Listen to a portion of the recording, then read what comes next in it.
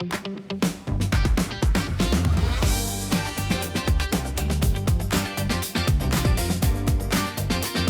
aí, pessoal, eu sou Ana Buzzi e sejam bem-vindos a mais um Juca Entrevista. Hoje a gente conversa com o Alexandre. Sou eu, prazer. Com o Felipe. Oi, eu sou o Felipe, mas pode me chamar de Fipe. Perfeito. Com o Pedro.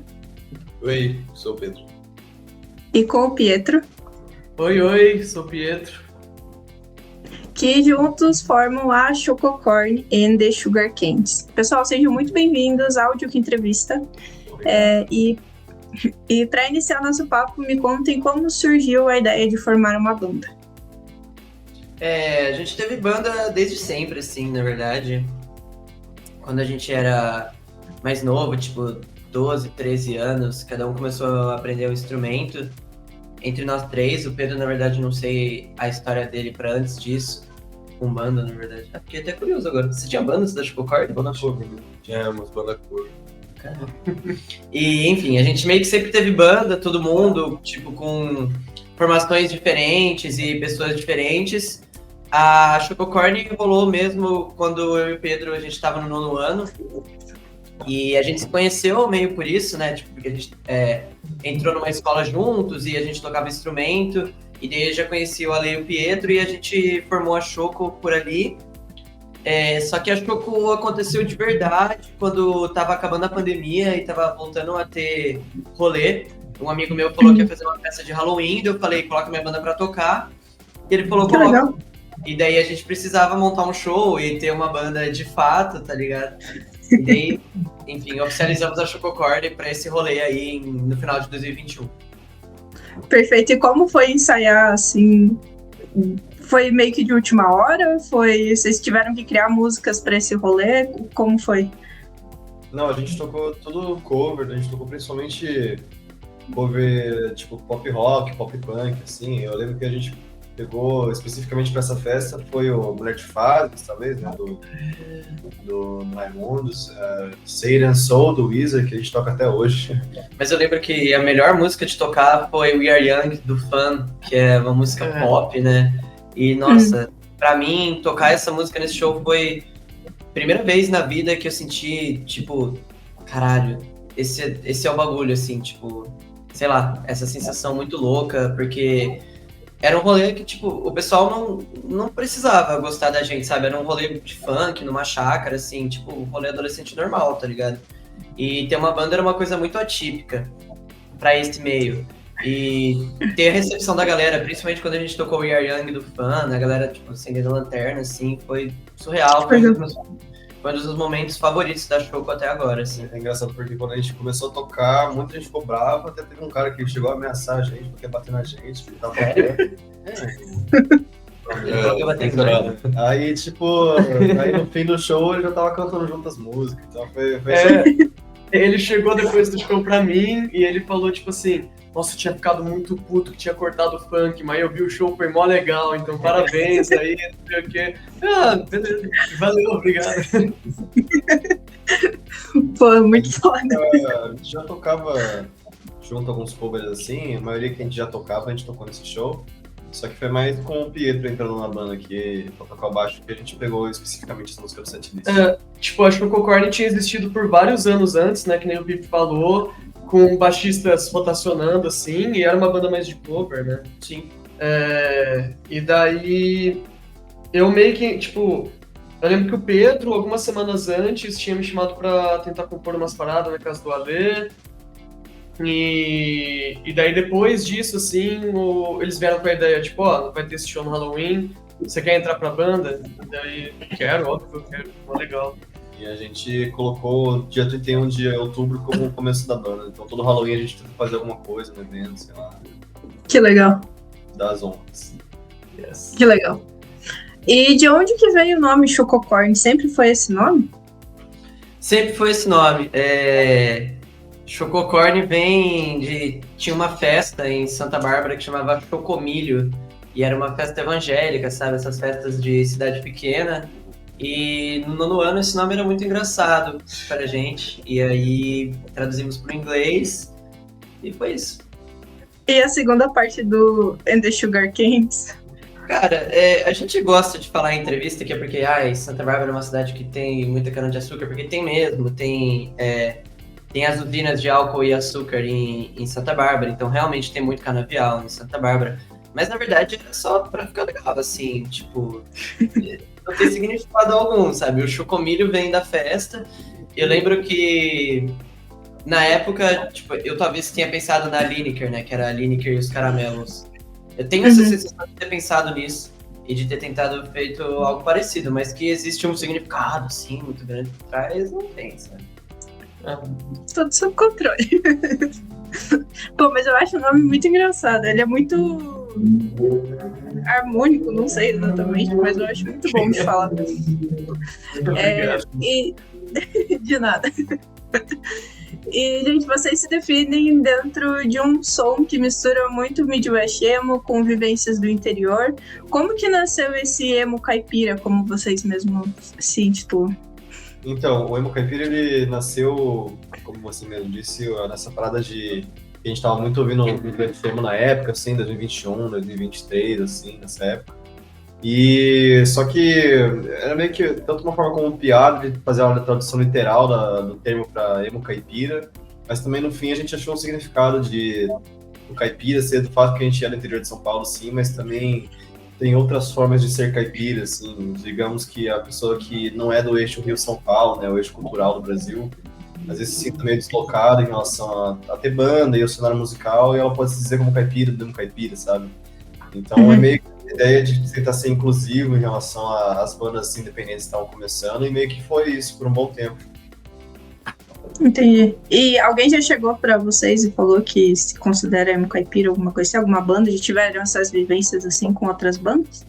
Eu acho que teve mais banda que já era consagrada na cena que o pessoal acabou dando o nome de emo caipira. Porque tem meio que eu acho que cronologicamente tem o rock triste, depois é emo caipira, e muita gente acha que as bandas de rock triste também são emo caipira, então no fim esses termos assim só são uma socialização, né? Eles não tendem muito necessariamente ter sons específicos ou coisas específicas. Eu acho que é mais como as pessoas chamam e tal, mas muita gente fala, por exemplo, o Chão de Taco, ou o Belo Amo da Bruxa, que são emo caipira e tal, essas coisas, e é interessante. Mas eu acho que, claro, eles vieram antes dessa nomenclatura, eles estando depois porque estão no mesmo contexto, na mesma sonoridade, tipo assim, de inspirações, e da mesma época. Mas teve muita banda iniciante que pelo nome no Caipira, começou a existir, sabe? Que começou a banda com o nome e achou interessante, legal, enfim, engraçado. Que legal. E existe algo na vivência de Santa Bárbara do Oeste que inevitavelmente aparece nas músicas de vocês? Sim, eu acho que eu lembro que quando a gente começou a banda, eu tava ouvindo, acho que eu especificamente estava ouvindo muita coisa que remetia à regionalidade, assim. Então eu tava ouvindo bastante Sufjan Stevens, ele falando sobre vários pontos culturais, assim, de estados e cidades do Zewa. Ou Pup, que é uma banda canadense que também falava. E daí eu lembro que nas nossas primeiras músicas tinha umas citações, tipo, Nem Eu, que é a nossa primeira música, falava do Porão, que é um bar que a gente frequentava. E é o único rolê que tem até hoje, praticamente, americano, assim. Então, eu lembro que nas primeiras músicas, assim, as primeiras ideias, a gente queria colocar um pouco mais de regionalização, e daí isso acabava tendo um pouco a ver também com Sugar Canes no nome. Depois isso foi se virando um pouco e virando mais uma parada sobre você estar fora do eixo, assim, e eu acho que algo que flui muito no siamês, nas letras do siamês especificamente, era que no processo de composição, assim, de produção do álbum e um pouco depois também, foram as primeiras vezes que a gente começou a sair de Santa Bárbara para tocar. E eu lembro que, tipo, ir para São Paulo, por exemplo, pra gente, apesar da distância ser pequena, ainda era uma grande coisa, por estar numa cidade rodeada de grandes prédios, coisa assim. Então, se o siamês soa como um álbum tão apaixonado por quem ouve, assim, é porque a gente realmente estava desbravando o mundo pela primeira vez, assim, a gente estava conseguindo, talvez com algo, né, de criação própria, finalmente ver os lugares que os mutantes falavam nas músicas deles, tá ligado? E coisa assim. Então acho que um pouco desse sentimento assim de crescimento, também de idade, que você tem para uma faculdade, mas também tem a ver com esse lado de você descobrir mais o mundo, ir para os grandes centros, conhecer eles, conhecer gente lá, fazer amizade. Tipo, tudo isso foi uma experiência meio hipnótica pra gente, assim, na época, sabe? Uhum. Que legal. E uma coisa muito marcante em vocês é que todo mundo canta, né? Como que isso funciona na prática, na hora de compor? Tipo, eu acho que a maioria das vezes quem compõe aquela parte, quem fez aquela melodia é quem vai cantar. Então, tipo, eu sei, por exemplo, que o Ale, ele vai compor música, né? E ele coloca umas letras, tipo assim, provisórias pra encher métrica e encher melodia. Só que muitas das vezes a gente já escutou a demo tantas vezes com aquela letra, com aquela melodia, que a letra fica mesmo, tá ligado? Aí eu sei que, tipo, eu acho que é o seu caso, e eu acho que é o meu também, que a gente tenta pegar de bloco de nota que a gente já tem e tentar melodizar o que a gente já escreveu, tá ligado? Eu não sei o que você fez com o Caminhão de Mudança. Só... É a mesma letra da demo, então, assim, só fiz. Não tem muito um padrão, assim. É meio espontâneo. Eu acho que o único caso que sai um pouco disso foi Boa Noite Tunico, que a gente queria dividir mais os vocais, e daí o Pipe deu um texto pra gente melodizar, assim, e daí o meu verso naquela música é um texto do Pipe. Que daí eu e o Aline construímos aquele texto pra caber na métrica. E Se Isso Te Faz Feliz é uma música também que teve um trabalho bastante conjunto, assim, em letra. Normalmente a gente se junta mais pra ver letra quando é pra parar as arestas das coisas, sabe? Pra gravar e na hora, tipo, agora do último álbum, o Capilé falou que umas coisas não encaixavam na métrica, né? Ou estavam gramaticalmente errado, assim, de se ouvir. Aí a gente sentava junto e via com que palavra a gente substituía, assim. Mas normalmente é muito pessoal e normalmente a gente conversa até meio que pouco sobre as letras uns dos outros, assim. Então demoram meses pra gente, tipo, por que você quis dizer naquela parte? E daí a pessoa explica, e daí a gente já formou um outro significado. Eu acho isso muito legal, na verdade. Eu não acho que é algo negativo, não, porque daí cada um cria uma própria interpretação da música, tá ligado? Da letra do outro. Eu acho rico, assim, é legal compartilhar essas coisas. Sim, dá um significado meio que pessoal também, né? Acho que isso é bem interessante, assim, na forma de tocar. E vocês trazem muito coisa de infância, nostalgia e o interior mesmo na própria nas músicas, né? Isso é muito consciente, é natural ou vem muito aleatório, assim, só? Não sei, eu acho que é natural, é porque, na verdade, pensando que talvez as letras do Siamês, principalmente, eles têm mais a ver em questão do interior em relação à dinâmica entre as pessoas, dinâmicas das relações, né? Então, por exemplo, você ter o seu grupinho de pessoas da mesma idade que você no interior e você tem as suas histórias e coisas cabulosas que acontecem, brigas, etc. E eu acho que a gente fala muito disso, mas também dinâmica de distância dentro de uma relação de amizade, isso no siamês, né? Então, porque, por exemplo, no interior, quando você faz seus 18 anos, você acaba saindo, indo para outro lugar, sabe? Então, é um pouco dessas temáticas do interior e de crescer estão mais nessas letras sobre as relações. Mas em questão de crescer no interior em si, de ser criança no interior, não consigo ver à mente assim, exatamente alguma coisa, sabe? Mas é mais um caminho. Entendi. E a estética de vocês, ela mistura muito melancolia com humor. Como que vocês trazem esse equilíbrio nas letras ali? Eu acho que talvez a parte de melancolia... Não, alguém quer responder? Cara, eu acho que isso é meio natural da adolescência, não é? Sabe? E, tipo, eu sinto que talvez não seja uma coisa única nossa, mas a gente sempre deu muita risada junto, né? E sempre foi uma coisa muito, muito presente na gente. Então, tipo, e desde projetos anteriores que eu fazia, por exemplo, com o Ale, que não eram a banda em si, sempre tinha um teor de humor e de fazer piada, esse tipo de coisa. E talvez foi uma coisa que, como já era intrínseca nossa, ficou meio natural quando a gente criou uma banda, porque já era intrínseco do nosso jeito de fazer arte.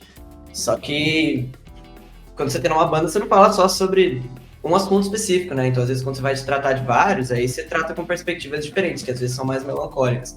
A gente não queria uma banda só de piada o tempo todo, eu acho. E acho que foi uma evolução natural, tipo, algumas coisas, e até hoje, a gente decide fazê-las porque elas são engraçadas, né?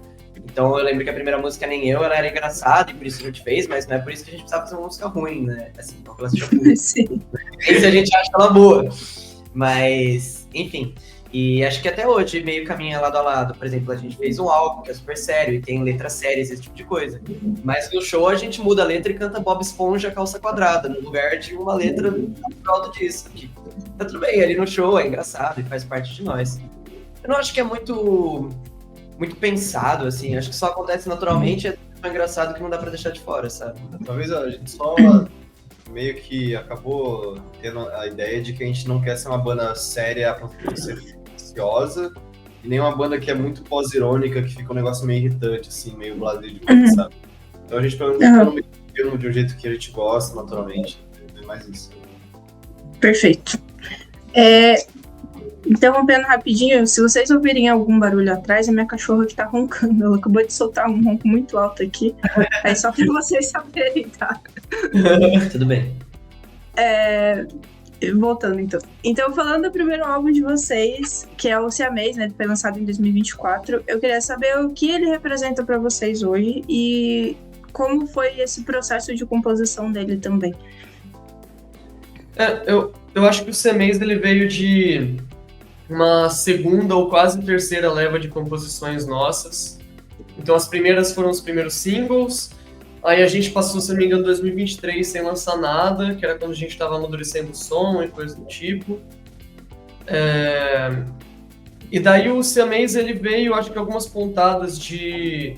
A gente ouviu Polara, eu lembro que esse foi um momento muito marcante. A gente ouviu Polara pela primeira vez, e daí vieram, tipo, Carro de Lata e Dom Bosco, como músicas meio que irmãs, assim. Então, Carro de Lata, a versão original, ela era mais esse hardcore melódico do Polar e menos sintetizador, etc, que tem ficou na versão final. Mas Dom Bosco, eu acho que era muito inspirado por, tipo, 2:30 do Polara e várias outras músicas do Polar, em estrutura, em rapidez, em energia. E daí a gente começou a resgatar algumas composições antigas e criar algumas novas, mas tendo meio que essa guia principal, assim, que Dom Bosco e Carro de Lata deram pra gente, sabe? E foi um processo bem legal, assim, era bem espontâneo. Eu lembro que a gente se encontrava várias vezes durante a semana pra compor, e a gente sabia que a gente queria fazer um álbum, né, mas a gente não tava com uma pretensão gigantesca de, tipo, ah, não, tem que bater tal número de faixas, ah, não, tem que ter tal conceito, ah, não, tem que, sabe? Foi bem natural e foi bem extenso o processo, sabe? Até porque a gente tava aprendendo muito a fazer muita coisa, então...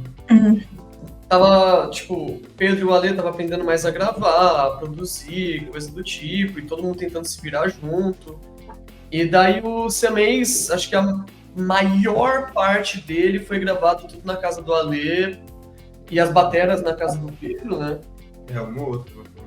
Algumas bateras a gente usou na casa do Pedro, com, tipo, uns colchões, assim, pra abafar eco, né? Tipo, e foi bem legal, assim, tentar se virar. E daí, na reta final, assim, a gente se juntou com os nossos amigos da Vício, né? Que é o Gabriel e o Thiago.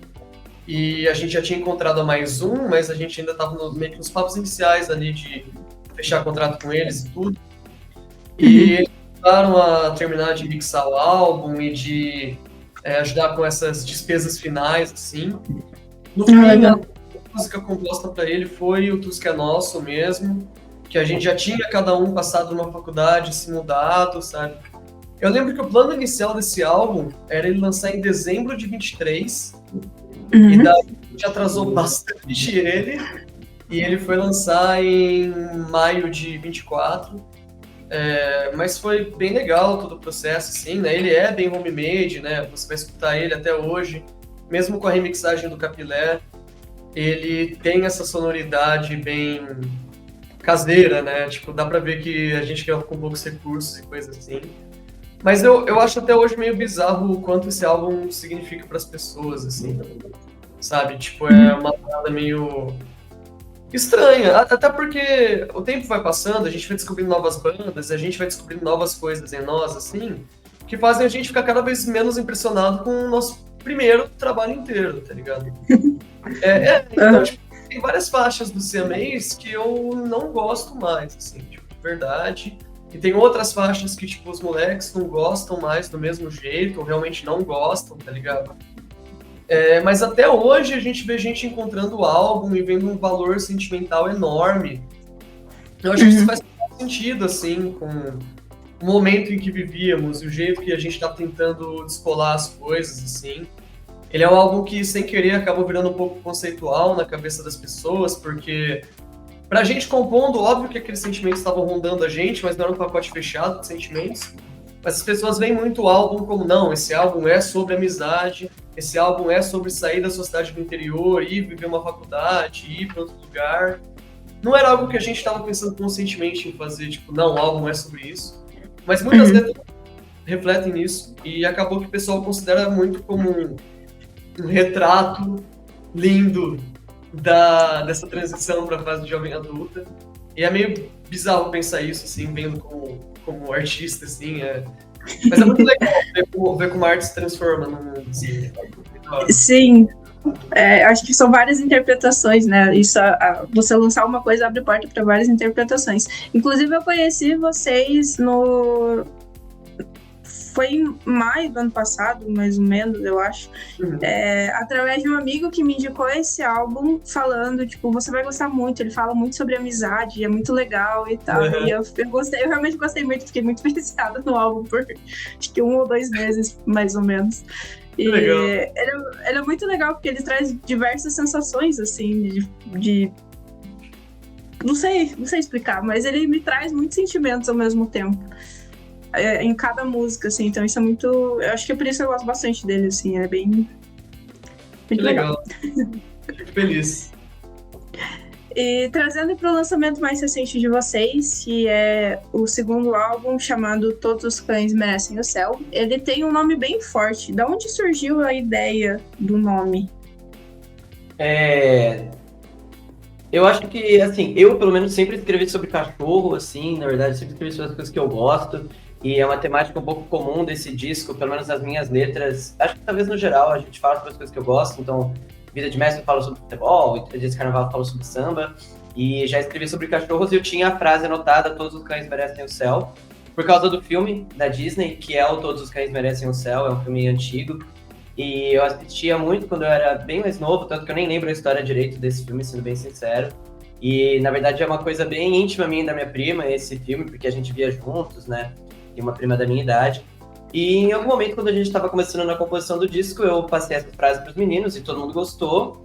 E é uma frase muito bonita, né? Tem um significado muito bonito por si só, né? Todos os cães merecem o céu.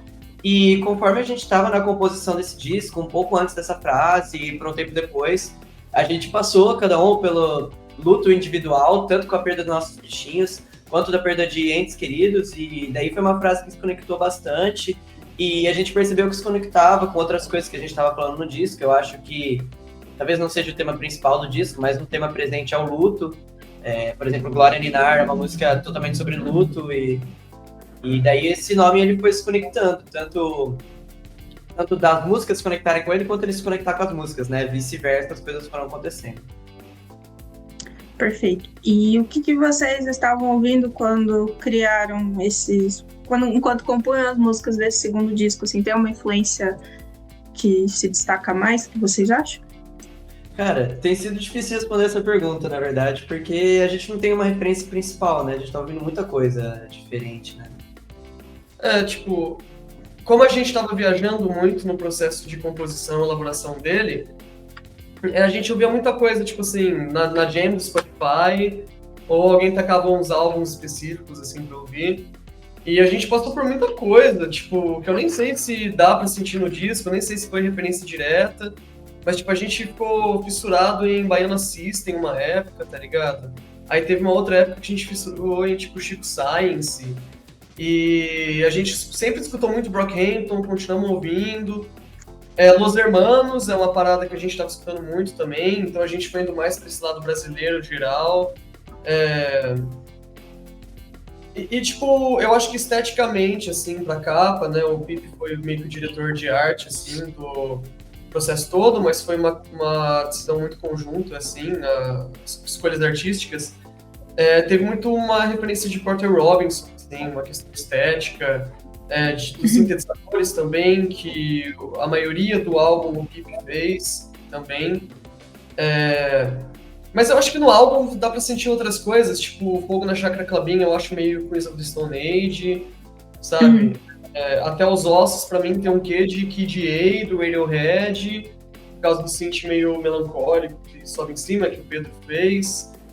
É um fato que a gente se despiu um pouco mais do emo, assim, não como uma escolha consciente, a gente só foi parando um pouco de ouvir, querendo retornar mais, sei lá, nossas raízes, assim, brasileiras, ou por questões naturais mesmo, de, tipo, você tá numa faculdade, morando numa república, e você não vai ouvir a mesma coisa que você ouvia no seu quarto trancado, tá ligado? Sim. Então, é difícil definir um ponto exato, assim, alguma coisa exata que a gente queria alcançar, mas tiveram várias referências, várias coisas circulando na nossa cabeça, assim, e é tipo isso, tá ligado? Perfeito. E tem alguma música que vocês considerem ser o coração do álbum, uma música principal? Principal não, mas que representa o álbum em si? Eu acho que a gente pensava em Seja Gentil como essa música. Tipo, antes mesmo de gravar o álbum, a gente escutava a demo, assim, e quando ela meio que chegou no estado final dela, por uma questão de temática da letra e por ela ser essa mistura, assim, né? Ela é meio porrada, meio rock, e também tem os sintetizadores, e tem aquela ponte longa. Então acho que a gente sentiu um pouco que essa música resumiu o álbum. Eu acho que essa percepção vai mudando agora que a gente lança, e as pessoas têm percepções diferentes, contam coisas diferentes pra nós. Mas eu acho que Seja Gentil, assim, por causa da mensagem e tudo. O Ale escreveu a letra. Não sei se quer falar alguma coisa sobre. Eu não sei, eu acho que talvez hoje em dia eu diria a palavra de amigo mais, porque as pessoas estão dando mais atenção para essa música, mas não somente isso, eu acho que ela é bem emocional, a questão. Eu acho que, pra mim é um pouco difícil selecionar uma pro disco, mas eu sinto que A Vida de Messi é a música mais Chococorn da Chococorn. E eu sinto que nela tem muitos elementos que são principais da Chococorn, e ela tem uma vibe sonora que é, tipo, talvez se juntasse todas as músicas da Chococorn em uma, seria essa vibe, tá ligado? E acho que tudo nela é muito legal, o destaque, o baixo, a guitarra, a voz e eventualmente sintetizador, eventualmente a bateria tem os seus momentos de destaque, a gente troca o vocal e canta junto em momentos, então... E ela também tem momentos que ela é super, tipo, séria na letra e tem momentos que ela não é nem um pouco séria na letra, tá ligado? Eu acho que essa é a música mais Chococorn da Chococorn, mas eu não sei se ela resume bem o Todos os Cães, mas eu acho que ela resume bem a banda na sua história toda. Perfeito. E você?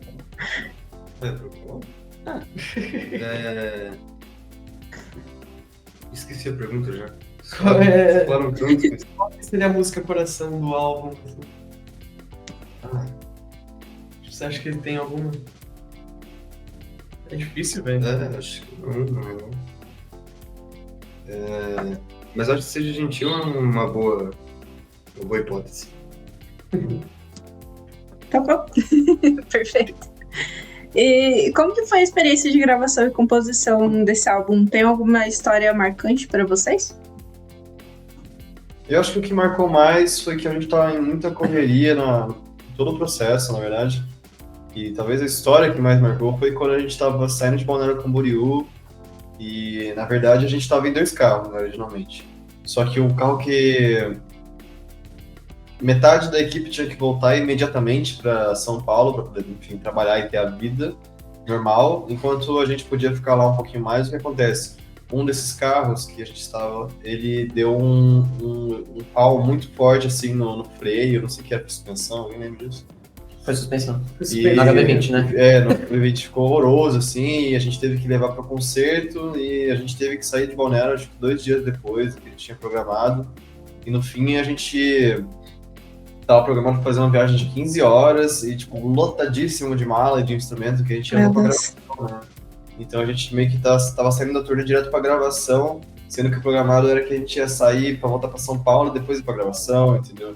Então teve essa treta de que a gente tava muito na correria e pegou muito congestionamento, a gente demorou muito na pista, e a gente conseguiu chegar em São Paulo, deu tudo certo, mas acho que foi uma das questões bem estressantes, assim, da parte da gravação, foi esse cenário específico, que foi na época da gravação das instrumentais. Só pra você entender um pouco mais, tipo, a gente emendou o dia de gravação com um fim de semana de show, que era um fim de semana de show aqui no Sul. E a última data era para Camboriú. A gente veio com 2 carros, um era o HB20, o outro era uma caminhonete, uma Frontier, cheia de equipamento, que cabe um monte de coisa. Só que como deu pau no carro, a gente teve que passar as coisas que estavam na Frontier pro HB20. Meu Deus. Não é uma caminhonete. E daí a gente fez essa viagem imensa aí, cheio de coisa no carro, pra ir, tipo, direto pra gravação. Meu Deus do céu. O processo desse álbum foi bem menos orgânico, eu acho, eu diria, do que o Siamês. Eu acho que isso reflete um pouco na estética do álbum, né, de ser mais sintetizador e mais diretamente gravado na DAW. Então, muitas músicas a gente gravou sem ter tocado ainda elas, porque a gente sabia que ia ter um sintetizador, mas a gente ia demorar mais alguns meses para comprar um sintetizador e tocar elas ao vivo. Então, várias músicas a gente só foi tocar ao vivo mesmo pra ensaiar pra turnê, tá ligado? A gente já tava com o álbum pronto. Então, a gente teve pouquíssimo tempo, assim, de fruição, assim, de se encontrar num estúdio junto e tocar as coisas. Foi um processo muito mais digital, assim. Eu acho que isso marca a história desse álbum, assim, e o resultado final dele, que é um resultado que a gente gosta pra caramba, mas eu acho que a gente quer voltar um pouco pro estúdio pro próximo, assim, também, tá ligado? Perfeito. E para divulgação dele, vocês fizeram uma ação muito foda, inclusive, envolvendo uma ONG, que é a Patinhas Unidas. Eu queria saber como que surgiu essa ideia. Basicamente, para quem não sabe, todo o dinheiro arrecadado de uns kits que vocês estavam vendendo, né, foram para essa ONG. E, enfim, essa foi a ação. Mas foi muito foda. Como que surgiu essa ideia de fazer essa parceria? Eu não lembro quem deu a ideia exatamente, ou o ponto inicial da ideia, mas a nossa ideia, no geral, foi que como a gente está fazendo um álbum temático de cães e tem essa vibe meio solar, que coisa bonita, assim, acho que seria meio super legal se a gente conseguisse fazer uma coisa que beneficiasse também as entidades que cuidam dos animais, né? Então a gente teve essa ideia meio que um pouco em cima, na verdade a gente teve a ideia um pouco antes, na verdade. Só que em cima que a gente foi conseguir, de fato, fazer a parada. Então o planejamento foi um pouco engessado, mas enfim, a gente conseguiu o contato com a Patinhas Unidas, que é uma ONG que faz cuidado animal, principalmente em São Paulo, mas também age no Brasil inteiro. E aí a gente deu essa ideia de fazer esses kits, que tinha uma camiseta específica da campanha, que tinha só 100 unidades dela, também um chaveiro que é num formato de ossinho, então você pode tanto usar no seu cachorro, se quiser usar na sua bolsa, etc. E também a gente trouxe um pôster, que na verdade é muito interessante esse pôster, que foi uma pessoa que fez pra gente uma arte, uma fanart e tal, muito tempo antes da gente anunciar o álbum, e na arte já tinha Todos os Cães Merecem o Céu, que eu acho que a gente citou essa frase em algum momento, essa pessoa pegou, fez essa arte, a gente ficou super feliz, porque, tipo, não tava pairando sobre ar que a gente ia fazer um álbum com esse nome em específico, sabe? Então a gente fez essa arte com a autorização da pessoa, claro, e fez esse posterzinho, atrás tinha nossas assinaturas, tinha um texto e era numerado. Enfim, era esse kit, a gente fez 100 unidades exclusivas, então só ia ter aquele. Aliás, foi uma questão, porque 100 unidades a gente pensou, nossa, mas será que não é muita coisa? Porque a gente já estava fazendo muitas camisetas agora para turnê, a gente ia fazer mais um outro modelo de camiseta, e a gente ficou meio ansioso na hora de lançar, de que talvez não ia dar tanto certo. No fim, a gente fez 100 unidades em, tipo assim, quase 24 horas, um pouco mais de 24 horas. Então, foi super massa, porque no dia seguinte a gente já foi para a sede do Obrigado Vida, que é o pessoal que trabalha junto com a Mais Um Hits, nossa gravadora, que eles fazem a logística de umas coisas do merchandise e tal. A gente foi lá no próximo dia, já assinou tudo na hora, assim, e foi um momento bem bacana. Que legal. No fim, a gente conseguiu, essa grana foi acho que R$5.200, se não me engano, que a gente mandou para Pastinhas Unidas, e eles mandaram uns vídeos super fofos dos cachorrinhos comendo ração. O pote é maior que o cachorro, assim, é um negócio muito louco. Louco comendo ração, então putz, foi uma satisfação enorme. Que legal. Pô, achei muito interessante quando eu vi. Não consegui comprar o kit, mas eu achei muito legal, assim, ajudei na divulgação. E, gente, vocês vêm para Curitiba no dia 9 de maio, trazendo a turnê. E vocês vão se apresentar no Basement, né? O que a galera pode esperar desse show de vocês? A gente já tocou em Curitiba 4 vezes, eu acho. Todas as vezes foram muito especiais. O pessoal de Curitiba sabe que eles são queridinhos e favoritos nossos. Então, galera aí de Curitiba que tá ouvindo, estamos de volta para fazer um show bom, se tudo der certo, como sempre. Pessoal, acho que já ouviu algumas músicas novas da última vez que a gente foi para Curitiba. Eu acho que já tinha algumas. Mas agora a gente vai fazer um show que tem mais músicas do disco novo, mas a gente não vai esquecer do disco antigo também, claro. Então acho que o que dá pra esperar é um show diferente. A gente foi 4 vezes já pra Curitiba e 4 vezes a gente fez um show muito parecido. Dessa vez o show vai ser mais diferente porque a gente tem um disco novo e a gente tá indo com o Vitor Brauer, que é um grande amigo nosso. E os meninos aqui vão tocar com o Vitor antes. E tem isso de diferente também. Legal. Hoje, pouco antes da gente iniciar a entrevista, eu abri uma caixinha de perguntas no Instagram. E aí o Matheus Hu perguntou quando vai rolar um campeonato de Mario Kart edição bandas. Ele disse que ele tem 2 controles. Isso é da hora, hein? Cara, eu não sei quando, mas eu sei que a banda Julia, que é a banda do Matheus Hu, vai perder com certeza, porque acho que o Concordo vai ganhar esse campeonato. Não tem Eu como. sou o mestre das 200 Não cilindradas. tem como. Esse já é nosso. Matheus Hu, cai aí, mano. Cai aí. Quero ver. Quero ver se tem coragem. Tem como? Gente, o que os fãs podem esperar pra esse ano? Esse ano a gente vai fazer essa tour enorme, que são... Para além da Mais Um Tour, a gente tem a nossa tour rolando, que são 50 e tantos datas, então a gente vai terminar essa tour, né? Se tudo der certo também, mas vai dar certo. Então a gente tem várias cidades que a gente vai passar, já passou, e se por acaso você não viu nosso show ainda, fique esperto, que provavelmente a gente vai passar por perto de você, em algum lugar. A gente já lançou 2 clipes, mas tem mais um clipe que vem aí, brevemente, tá muito próximo, na verdade, a gente não anunciou ainda, mas ele tá super próximo. E a gente segue planejando outras coisas audiovisuais, a gente planeja outros clipes e a gente tem lançado bastante conteúdo da turnê para as pessoas se sentirem próximas da gente, mesmo a gente estando longe.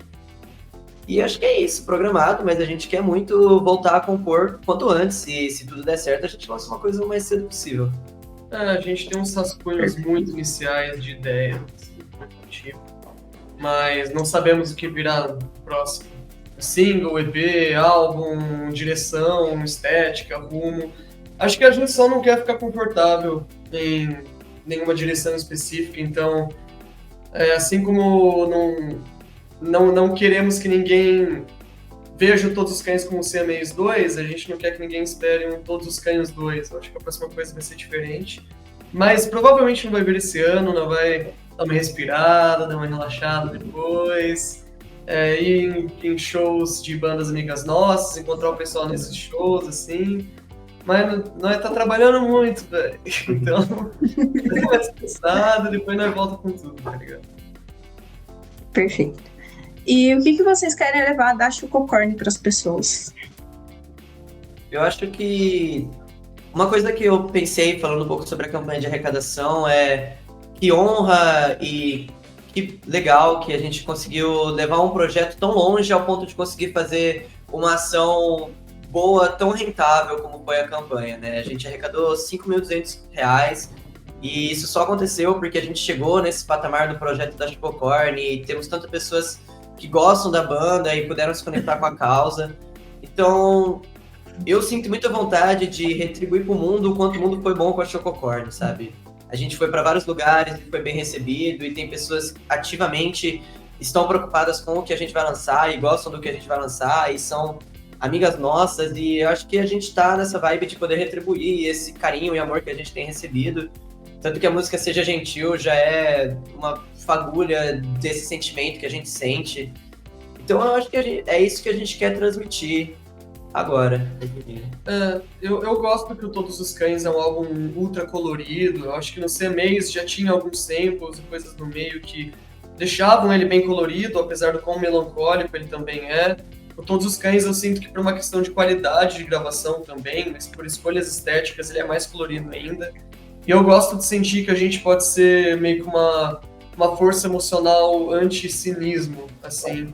Eu acho que a gente vive muita coisa na geração, em rede social e coisa assim, que é muito antipático, muito distante, sabe? Muito fria, tem muita raiva construída no mundo e coisa assim. Então, eu gosto de sentir que a gente pode ir, deixar as pessoas felizes, fazer músicas que, mesmo que sejam super melancólicas e pessoais pra gente, a mensagem no fim é positiva, sabe?